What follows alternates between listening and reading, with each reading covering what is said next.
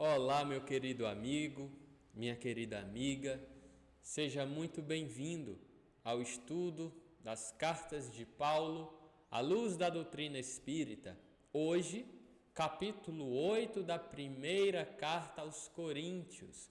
Nós já estudamos toda a carta aos Romanos, versículo a versículo, e agora adentramos na primeira carta aos Coríntios, já estamos ali no capítulo 8. Muito bom ter você conosco. É muito bom fazer esse estudo à luz da doutrina dos Espíritos, porque nós compreendemos de uma maneira mais ampla o significado de cada palavra que o nosso amigo Paulo de Tarso deixou para todos nós. Só temos que agradecer a Jesus por esses esclarecimentos que chegam até nós.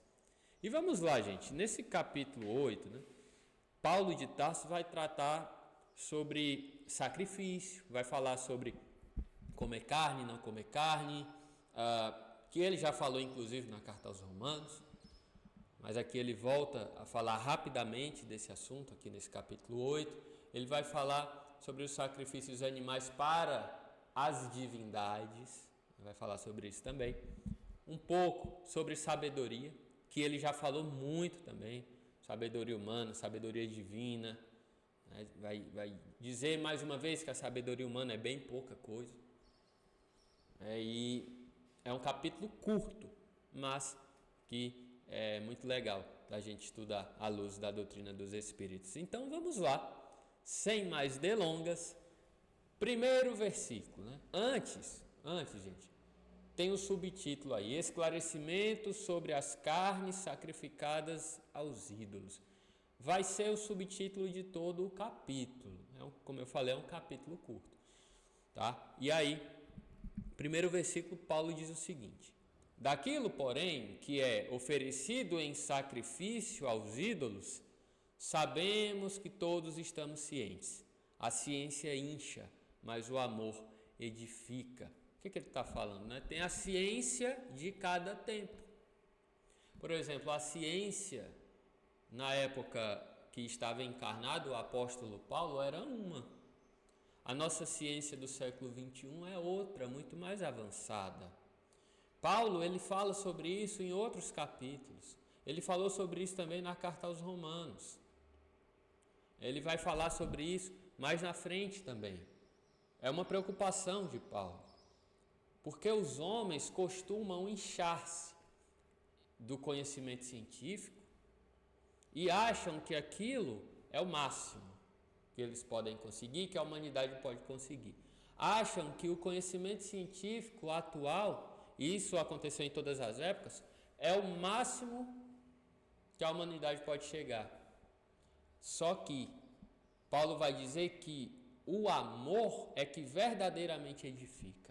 A ciência, ela pode inchar o ser humano, ela pode fazer crescer, mas de uma maneira inchada. Agora, aquilo que é realmente firme, edificado em bases sólidas, é o amor.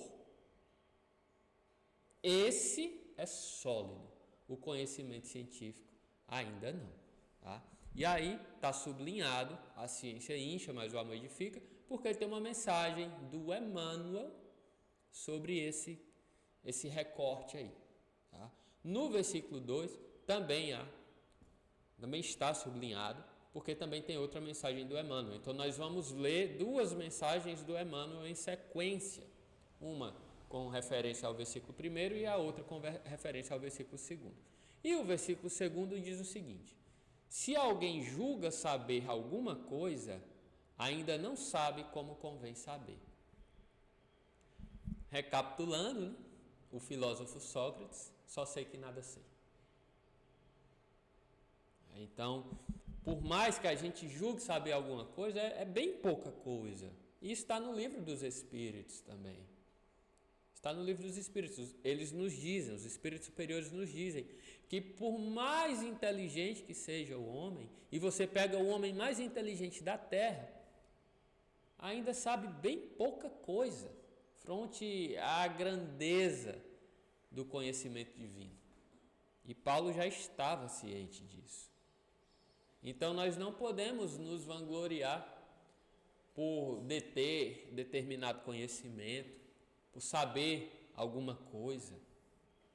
Não podemos.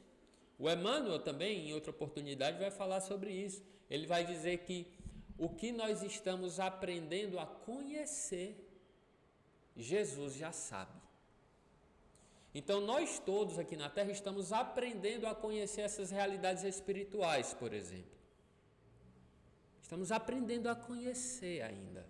Jesus, no entanto, já sabe. E assim é a sabedoria divina.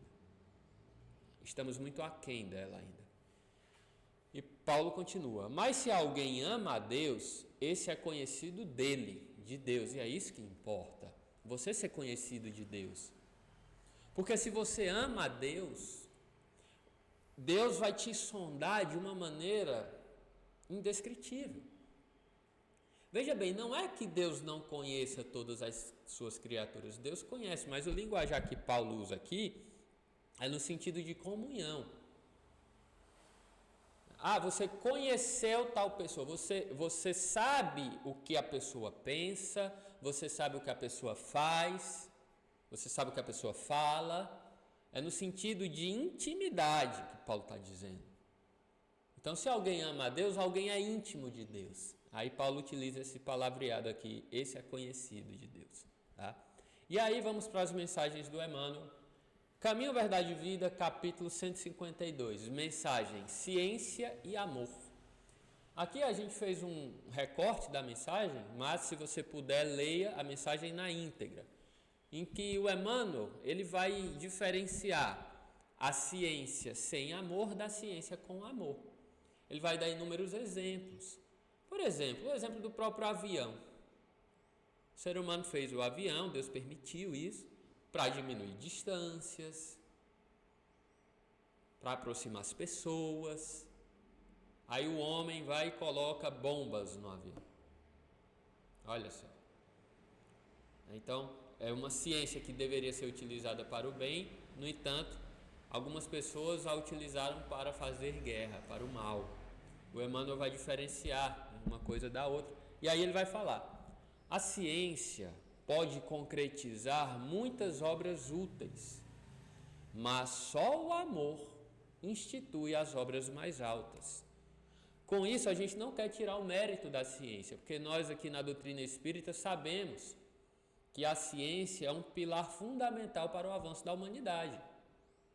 Por exemplo, como que hoje a gente poderia falar com segurança sobre o universo, sobre a pluralidade dos mundos habitados, por exemplo, se não fosse o avanço da astronomia, para nos mostrar que existem inúmeras galáxias, com trilhões de estrelas, com inúmeros planetas. Então hoje a gente tem muito mais segurança para adentrar aquele conhecimento que Jesus falou lá atrás: há muitas moradas na casa do meu Pai.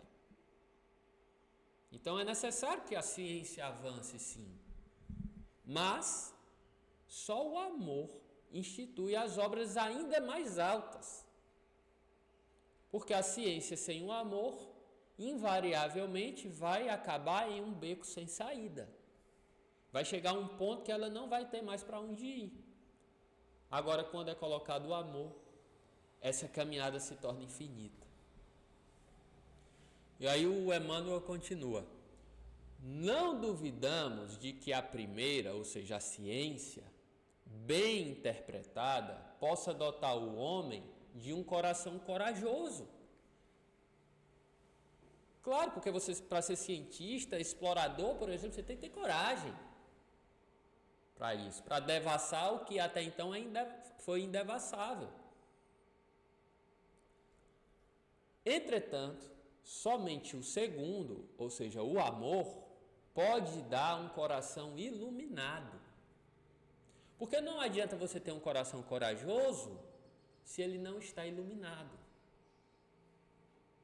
É preferível, inclusive, um coração iluminado a um coração corajoso sem luz. E é só o amor que consegue promover essa iluminação. O mundo permanece em obscuridade e sofrimento, porque a ciência foi assalariada pelo ódio, que aniquila e perverte. E só alcançará o porto de segurança quando se render plenamente ao amor de Jesus Cristo. Como a gente falou, ciência sem amor invariavelmente vai acabar em um beco sem saída. Vai causar sofrimentos. O homem devassou o átomo, aí fez a bomba atômica. Quando poderia fazer tantas coisas úteis, e o faz. Só que ainda contamina com obras perversas. Então só esse amor que vai conseguir iluminar de uma vez por todas os nossos corações, a ciência, todas as áreas do conhecimento humano e, consequentemente, o planeta como um todo. Só o amor. Tá? E a segunda mensagem do Emmanuel, referente ao versículo 2, em que Paulo falou lá, né, que se alguém julga saber alguma coisa, ainda não sabe realmente como convém saber, o Emmanuel fala o seguinte: saber como convém, vinha de luz, capítulo 44. O homem apenas cogita saber. Por maior que seja o conhecimento científico do homem, o meu conhecimento acadêmico, o homem, na verdade, apenas cogita saber. Porque ele não sabe, o homem da Terra ainda não sabe de fato. A gente ainda está cogitando, ainda temos tanta coisa para aprender, meu Deus. Tanta coisa que a gente não conhece. Então o homem apenas cogita, esquecendo que é indispensável saber como convém. Aprendizes do Evangelho existem que pretendem guardar toda a revelação do céu para impô-la aos vizinhos, que presumem de posse da humildade para tiranizarem os outros, que se declaram pacientes, irritando a quem os ouve, que se afirmam crentes, confundindo a fé alheia. Então eu me utilizo da minha fé para sobrepujar o outro, para agredir uma consciência.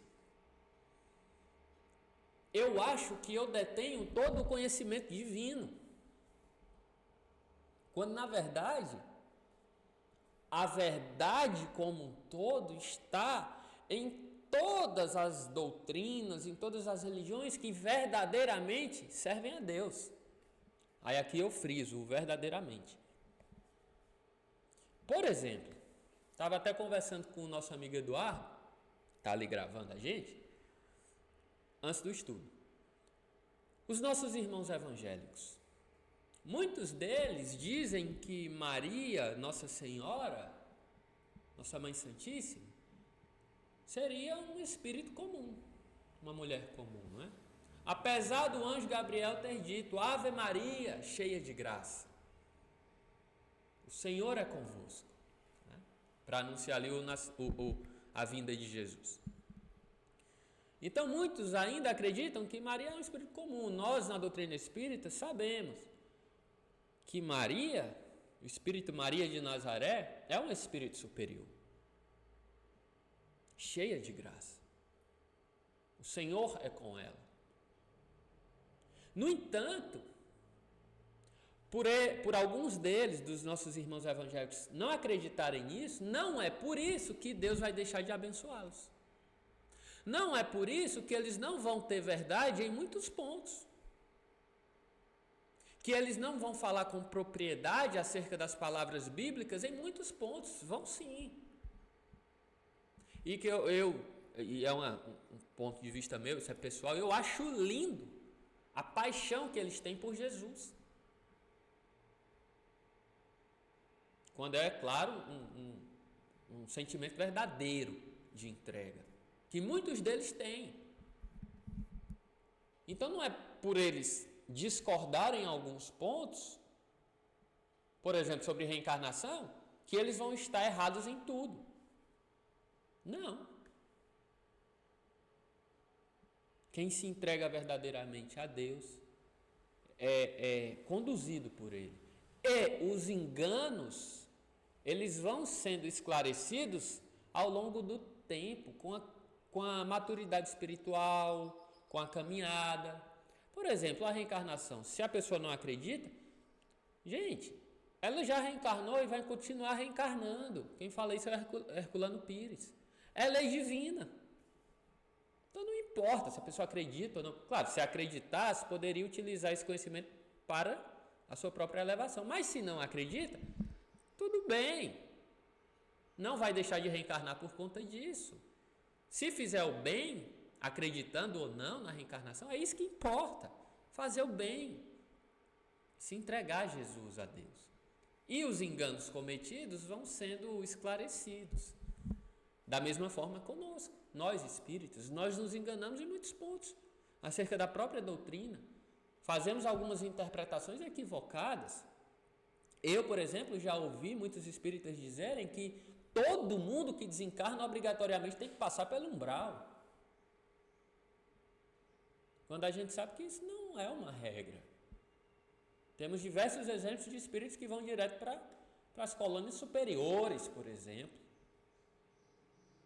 Entende? Então, os enganos são naturais nessa etapa evolutiva que a gente se encontra. Por quê? Porque nós apenas cogitamos, na verdade, o conhecimento. E a gente vai aprendendo ao longo do tempo, ao longo da nossa evolução.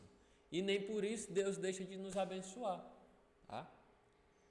Aí o Emmanuel vai continuar dizendo: os que conhecem espiritualmente as situações ajudam sem ofender, melhoram sem ferir, esclarecem sem perturbar, sabem como convém saber e aprenderam a ser úteis, usam o silêncio e a palavra, localizam o bem e o mal, identificam a sombra e a luz e distribuem com todos os dons do Cristo. Gente, tem muita coisa aqui. O Emmanuel falou muita coisa. Aí você lê isso e diz assim: ai meu Deus, como eu estou longe disso. Fica tranquilo, eu também estou. Todos estamos. Isso que o Emmanuel está falando, essas palavras, esses conhecimentos, é o desejável. É o ponto que a gente deve atingir. Não é que todo mundo aqui faz isso tudo e você não faz.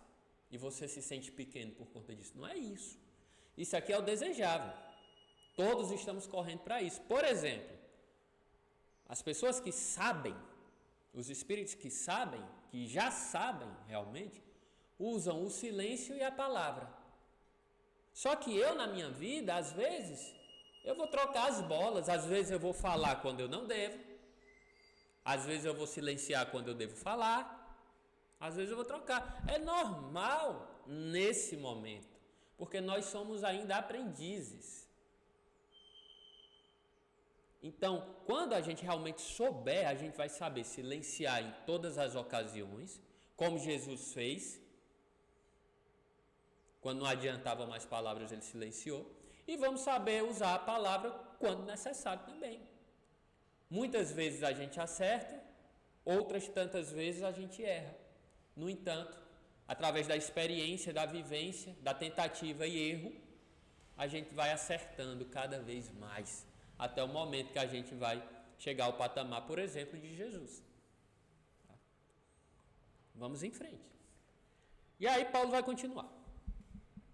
Acerca, porém, das viandas que são imoladas aos ídolos, o que é vianda? É a carne do animal, né?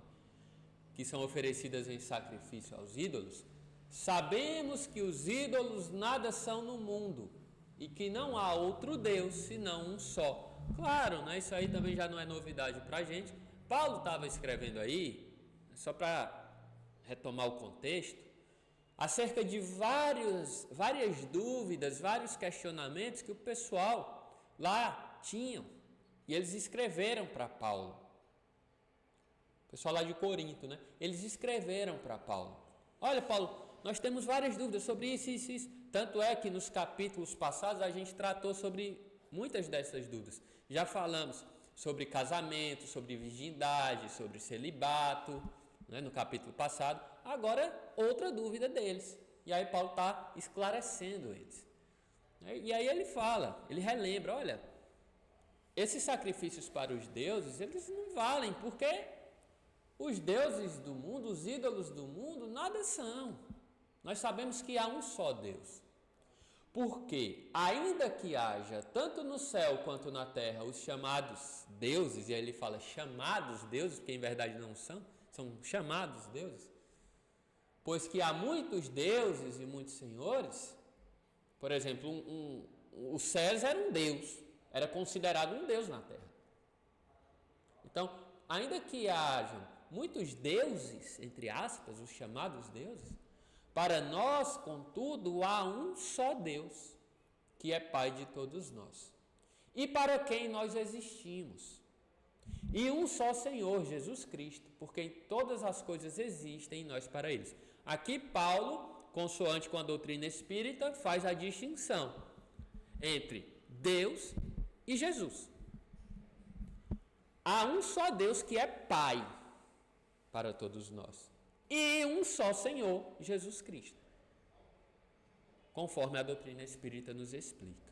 Deus Pai, Criador, Jesus criatura, mas criatura nosso Senhor, nosso governador espiritual, guia e modelo para a humanidade, nosso Senhor Jesus Cristo.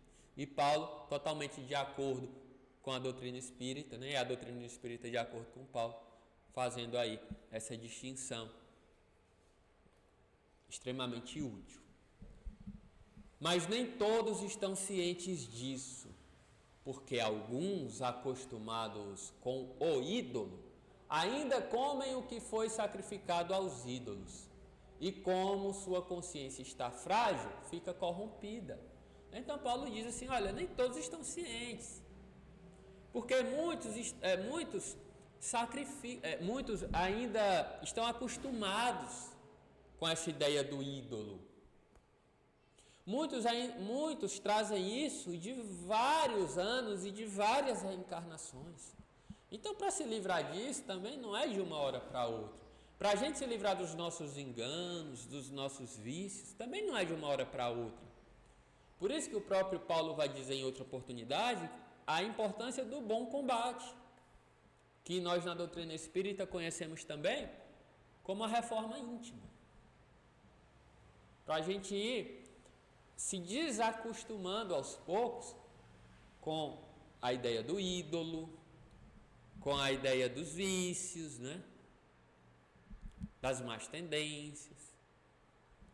A comida, diz Paulo, não nos faz mais agradáveis a Deus, porque comendo-a não seremos melhores, nem seremos piores não a comendo. Isso é importante, porque naquela época, muitos dos judeus acreditavam que eu devo comer alimento puro. Por exemplo, eu não posso comer carne de porco. Não é isso que vai me fazer agradável a Deus. A gente sabe hoje o que é agradável a Deus. São os sentimentos, a boa conduta, o bom pensamento. É isso. É ser verdadeiramente cristão. Aí você pode colocar, Gonçalo, mas o futuro da humanidade não é abolir o consumo de carne? A gente sabe que quando a humanidade for progredindo mais, o consumo dos nossos irmãos que ainda estão na faixa animal, o consumo da sua carne será reduzido até um ponto que será extinto. Mas isso não é para agora, muito menos para a época de Paulo. Não estou dizendo para a gente já não fazer o esforço, seria bom, né, que a gente já fizesse o esforço, começasse a comer menos carne, começando a se conscientizar disso. Mas esse não é o objetivo de Paulo aí. Paulo não está falando sobre isso. Ele está falando mais especificamente sobre sacrifício para os deuses. Tá? E aí ele diz, olha, você sacrificar ou não sacrificar, comer ou não comer, isso aí não vai te fazer melhor ou pior. Não é esse o objetivo. Mas vede que esta liberdade que tendes não seja ofensiva aos fracos. Que liberdade que Paulo está falando? A de escolher comer ou não comer, sacrificar ou não sacrificar. Isso é liberdade. Porque antes eu era obrigado a sacrificar em nome dos deuses. Agora, com o conhecimento de Jesus, eu não sou mais obrigado a isso. Então eu tenho liberdade. Porém, a minha liberdade, ela deve ser utilizada para o bem e não para ofender, por exemplo, aos fracos. A gente tem que saber usar a nossa liberdade. O que é que você faz quando você está, por exemplo, sozinho? O que é que você faz perante a sua liberdade? Como que você a utiliza?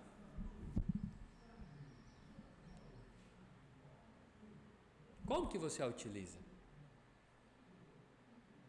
Tem uma música, eu já citei essa música aqui várias vezes nesse estudo das cartas de Paulo. Anjos, né? Um dia todos nós seremos anjos. E ela fala sobre a liberdade, que a nossa felicidade, ela vai vir, entre outras coisas, quando a gente souber utilizar a nossa liberdade. E Paulo já estava ciente disso. E aí ele vai continuar. Porque se alguém vê aquele que é ciente acomodado para comer junto aos ídolos, porventura, com sua consciência frágil, não se animará a comer o que foi sacrificado aos ídolos? Não é assim que pela tua ciência perecerá o teu irmão fraco, pelo qual morreu ao Cristo? Deste modo, diz Paulo, pecando para com os irmãos e golpeando sua frágil consciência, pecais contra o Cristo. Ele está tirando isso aqui, gente, por exemplo, lá daquela passagem que Jesus comia com o que era considerado impuro pela sociedade, com os coletores de impostos, com as meretrizes. E aí os sacerdotes lá da época chegavam e diziam, mas falaram para os apóstolos, vosso mestre come com coletores de impostos, come com impuros. E aí o que Jesus disse? Não são os sãos que precisam de médico, mas os doentes. Então Jesus jamais se negou a se misturar com o que era considerado impuro na época. Com as pessoas que sofriam, por exemplo, do mal da lepra.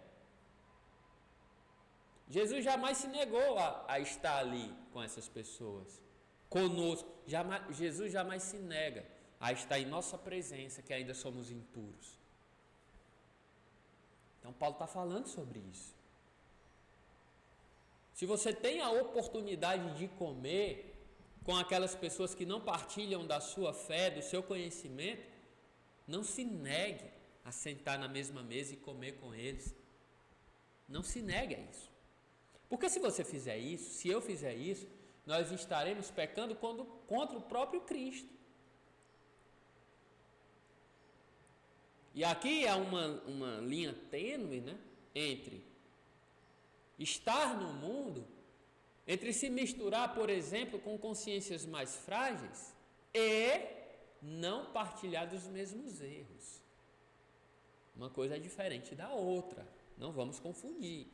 Estarmos com as pessoas, por exemplo, que cometem determinados erros, não significa que nós vamos cometer os mesmos erros, que nós devemos cometer os mesmos erros. Não. Ao contrário, nós podemos até esclarecer essas pessoas como a gente puder. Desta forma, nós devemos estar no mundo, misturados ao mundo, mas não pertencermos ao mundo. Entende? Então nós nem devemos violentar consciências e nem devemos, por outro lado, partilhar dos mesmos erros.